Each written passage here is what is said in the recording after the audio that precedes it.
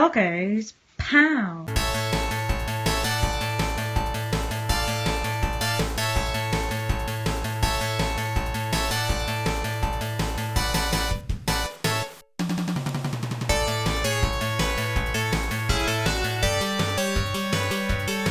Right, let's have a look at some of those games from the Sega Ages collections on PlayStation 2 that didn't make it over here.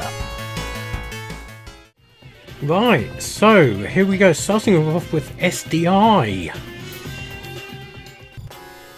So, straight in there, this is a game of two halves. This is practically... Hold on, I'm getting my buttons sorted out, there we go. This is practically a sideways scrolling missile command, and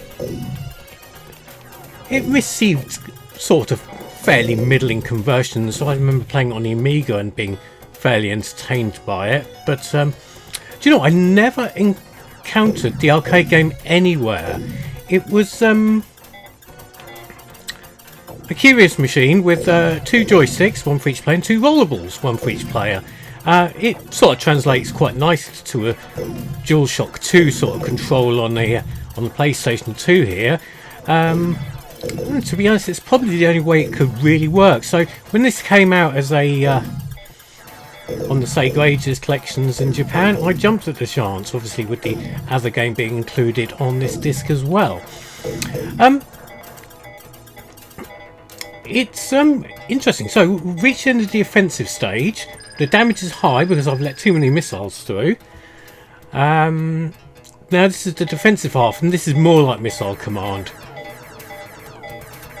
Luckily, you don't get a limit in the amount of shots you've got like you do in missile command. But I do believe the consequences are a lot more severe should you let one through. And it's gonna happen. There we go. I lost my state. I'm sure that's a metaphor for modern politics. Anyway, so after you've done that, you have to go into the straight to the next stage. So onto the second offensive half, which I still just do some defending. These missiles really should be my priority, not running into whatever the fuck came up from behind me.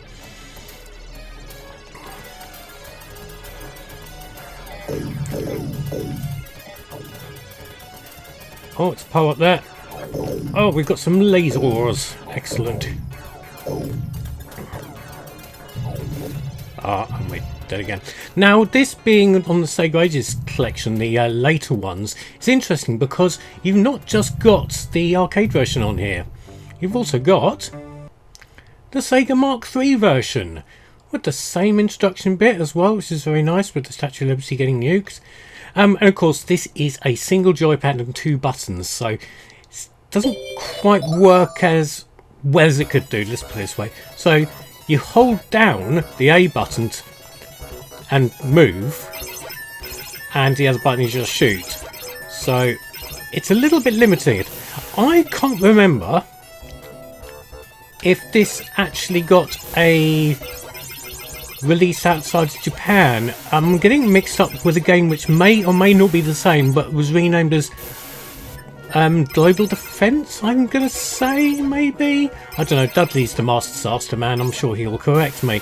But yeah, automatically the controls are a lot more stiff. You can't move the ship initially. You've got to hold the button to move the ship. I think I would have preferred it to be the other way round, to hold the button to move the cursor.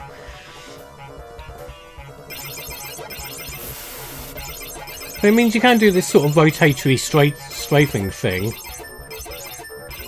which is sort of nice. But yeah, it takes a little bit of rewiring of the old brain to actually get this to work.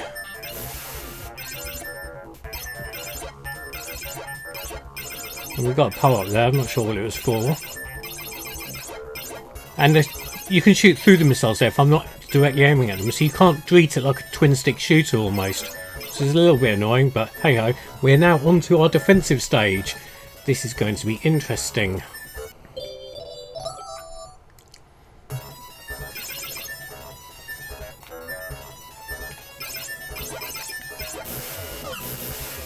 Oh, blimey. It's coming. Oh, Jesus. Really did not last at all. And straight to a game over there. No going on to stage 2 for me. So, yeah, there was SDI. So, interesting to see and a welcome thing to have on the PlayStation 2. Right, so the other game on the disc is Quartet. Something of a strange personal favourite. I don't spend a lot of time talking or playing Quartet, but I always remember it fondly as being Sega's answer to Gauntlet, sort of, except not. The arcade game was obviously 4 players with 4 characters with different skills, and you had these power-ups here you can see on the screen. So, credits in. Select your character. We're going to go with Mary because she's got a cool handgun. Destroy the boss. Only a key opens the door.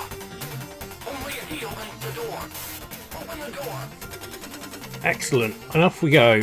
Playing this 4 players in the arcades was great.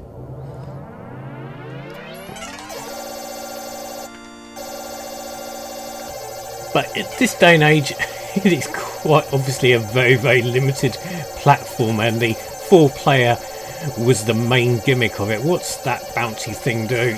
It's just a bonus. But yeah, I have fond memories of this. But yeah, the home conversions of this, by and large, were dreadful. The Commodore 64 version, which is the version I played, was so bad. And also had really, really shitty artwork. Thanks, Activision. Right, here's the boss. Shoot the boss, click the key.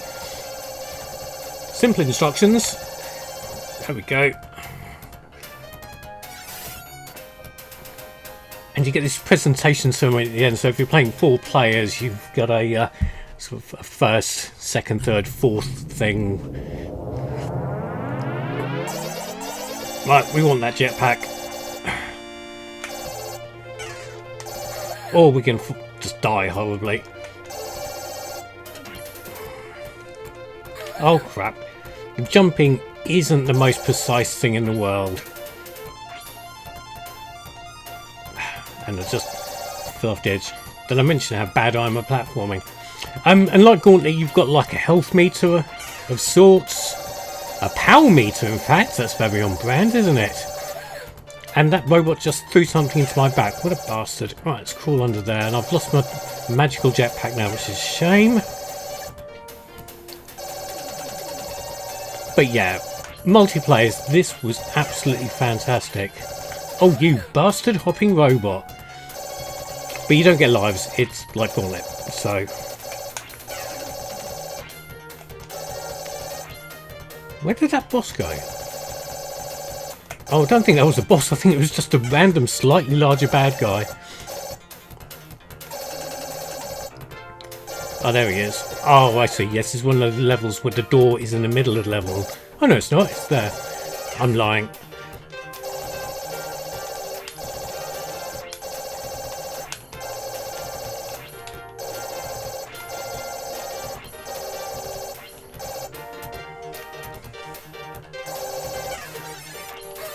Ah, you git. Oh god, it's all gone tits up now for Mary. And there we go, made it to the door.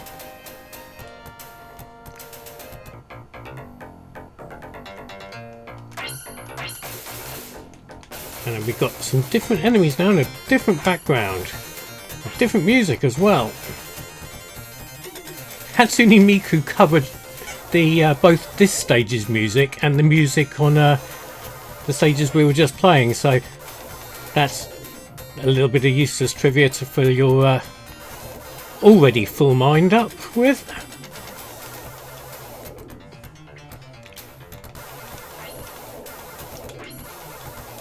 Oh crap. So yeah, and again, like SDI, we've got Disaster version, which obviously is called Double Target because you couldn't anyway get any near 4 players on a Master System, well, at least not in this game anyway. So, and you only get a choice of playing as Mary, or if it's player 2, Edgar. So, there we go. And this, for a long time, bless it, was the best way of playing Quartet at the home. I mean, it's not... it's not good, but it's not dreadful. It's not the Commodore 64 version, that's for sure. Yeah, Quartet never got the recognition I think it deserved as a multiplayer game, at least at the time.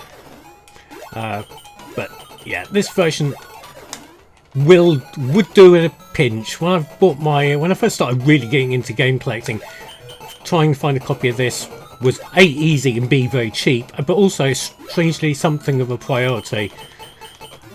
And I really can't... Can I actually destroy this thing, or am I just going to run into it and just hope for the best? I'm going to run into it and hope for the best. Actually, that was probably the best thing to do. Jetpack down there. I'm not going to get it. Wow. Shit.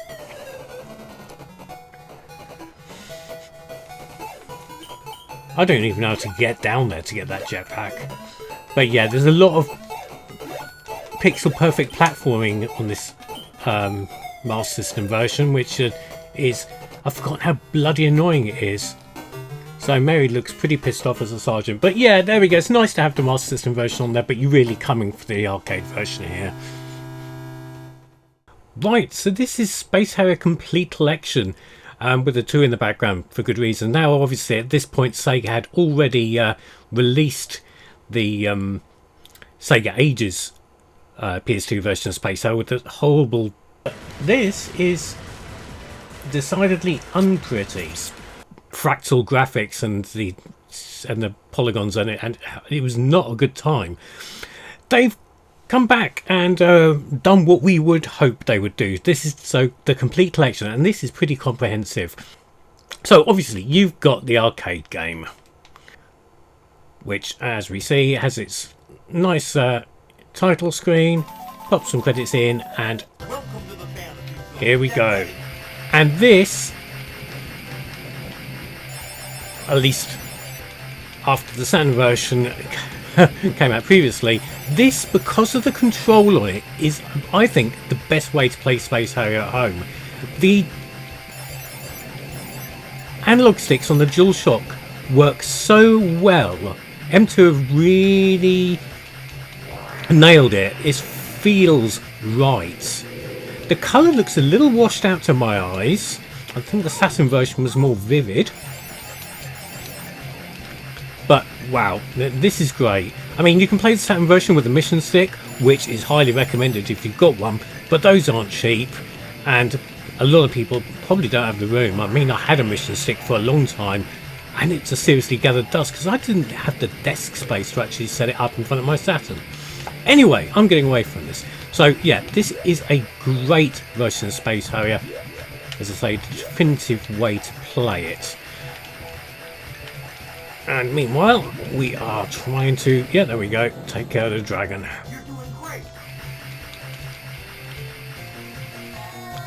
And just ran into a rock.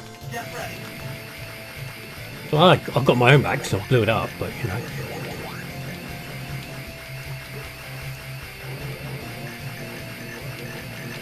Yeah, this is what it says on the tin. Space Harrier Complete. This is definitely the way to play it. But anyway, yeah, there's more to that than this because it is the complete collection. We've also got the Disaster version. Disaster version of Space Harrier on your PlayStation 2. Oh, lovely. I know you've got a really good soft spot for this. Really nice. I don't think the Game Gear version's on here, but if you've got the Disaster version, you're going to be happy anyway. Fantastic. And of course, running at NTSC speed as well, so it's a little bit speedier than how us in PAL land were used to playing it. Not much difference. I don't remember it being much different from this. I don't know. But good stuff all round. Very nice to have this on this collection. This collection was really good. I bought it from probably Play Asia or somewhere like that, maybe Licksang, I can't remember. And it came with a little soundtrack CD and some 3D glasses. 3D glasses, I hear you ask, why do you need 3D glasses? Well, that's because you've got Space Harrier 3D on here, and it's been slightly reworked to use 3D glasses. And this is the standard one, obviously without 3D glasses, because that would melt your brain slightly. 3D mode! But again, Space Harrier 3D from the Disaster onto your PlayStation 2. It's a lovely thing to have on here. Really, really nice. TIE fighters.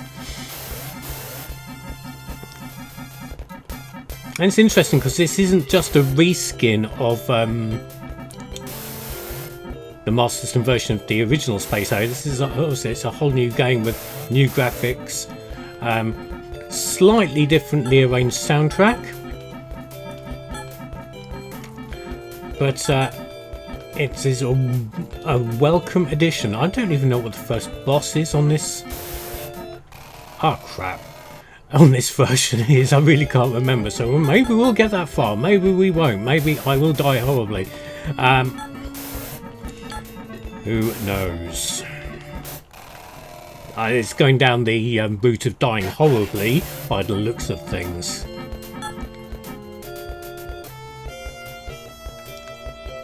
Must be having a boss soon. Please, I want to see the boss.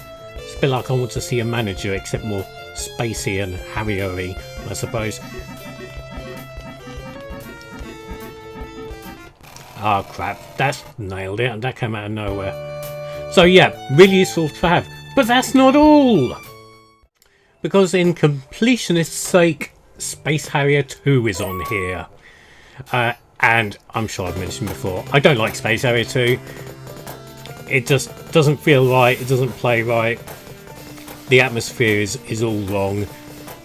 I mean, on the basis of things, it's just essentially the same game, but at the time, the Mega Drive couldn't quite handle it.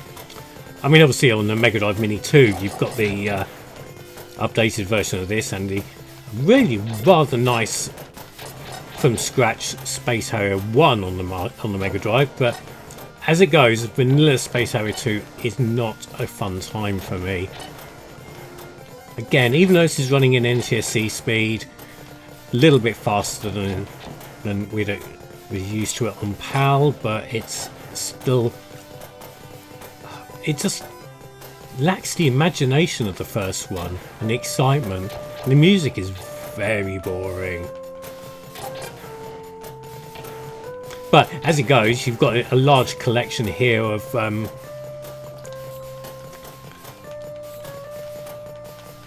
Space Harrier games as they were at this point in history. Obviously Planet Harriers isn't here. I think it hadn't long come out in the arcades, even if it had come out at that point. And like I said, the Game Gear version's missing as well, but that's fine, that's fine.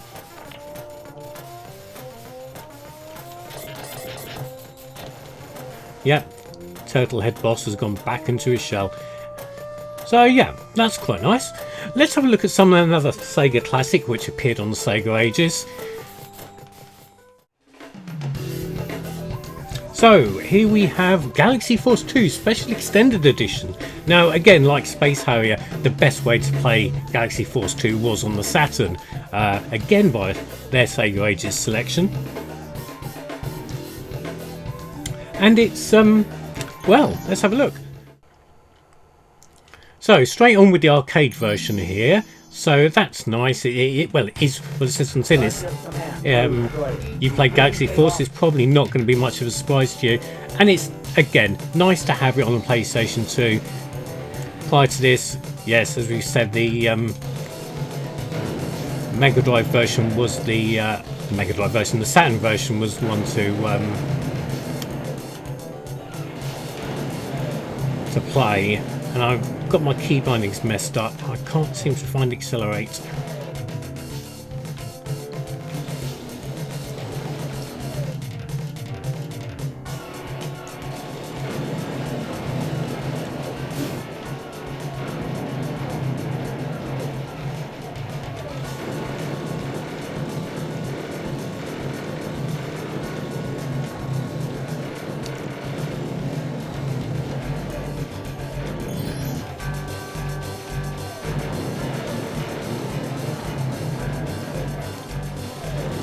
Well, I've got my settings sorted out now, so that's good.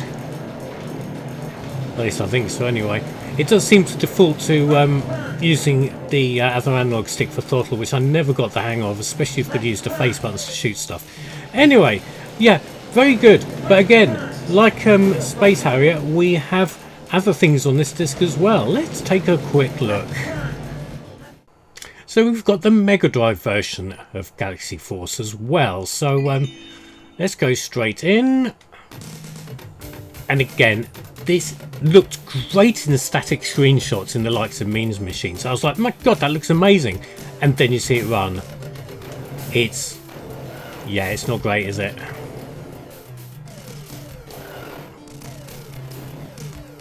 And that slowdown is not an emulation issue. It really, really is that choppy. And strangely enough, you've got 3-button control here. You've got accelerate and decelerate on A and C on the Mega Drive, at least slightly differently laid out on the PlayStation. And then the B button is both fire, both your normal fire and your homing missiles, which is not good. But yeah, again, completion's sake, it's quite nice that it exists on here. But it's a bit jobby, to say the least.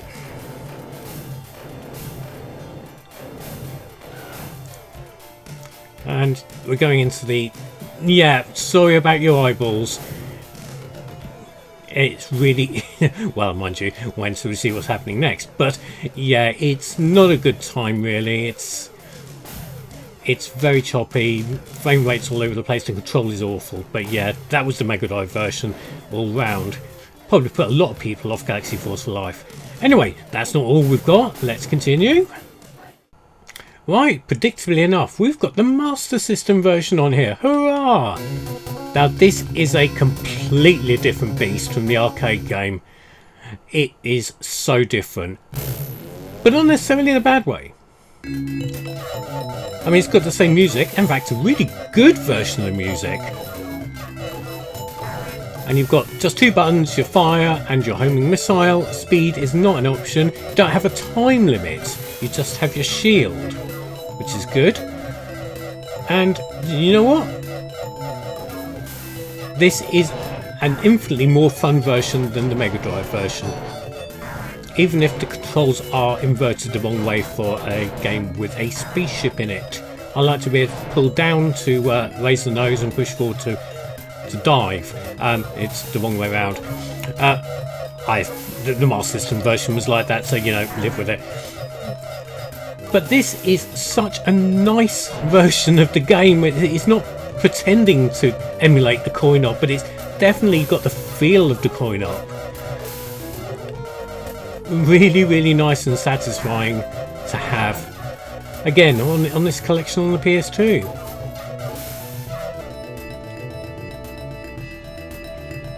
Right, this is where the problem is with the Master System version. The tunnel stage. It is incredibly hard to judge your corner because of the way the ship turns, and then I'm dead, see? But yeah, nice to have it on here, but that's not all. Right, so this is the saving the best till last. This is Galaxy Force 2 Neo. And this really is the best way to play Galaxy Force, full stop. So you've got slightly filtered out graphics, which make things a little smoother than the arcade game. I don't want to go to stage 5. Let's go back on stage 1. Right. And you've got a true widescreen version of Galaxy Force here. It is fast, fluid, it looks the part, maybe a little bit too smooth, maybe on the graphics, but the speed is very good, the control is smooth. This is how you do a conversion. This takes It pays good respect to the arcade original and just makes it that little bit more modern. It doesn't look too cheap. It's very, very respectful to the source material. Very good. And this is why I had to have this version. Had this not been on here, do you know what, I probably wouldn't have bothered, because again, assassin version I've already got, which is excellent. But yeah, very good.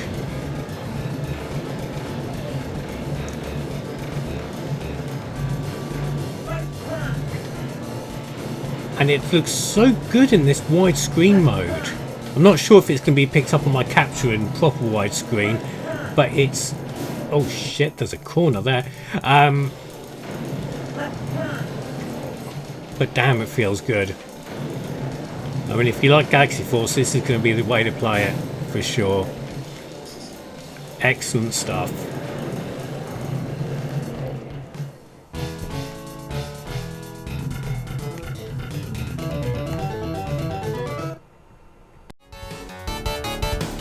So there we go, some excellent games for the Sega Ages collections on PlayStation 2. Such a shame they didn't make it over this way. But what did you think of them? Please comment below.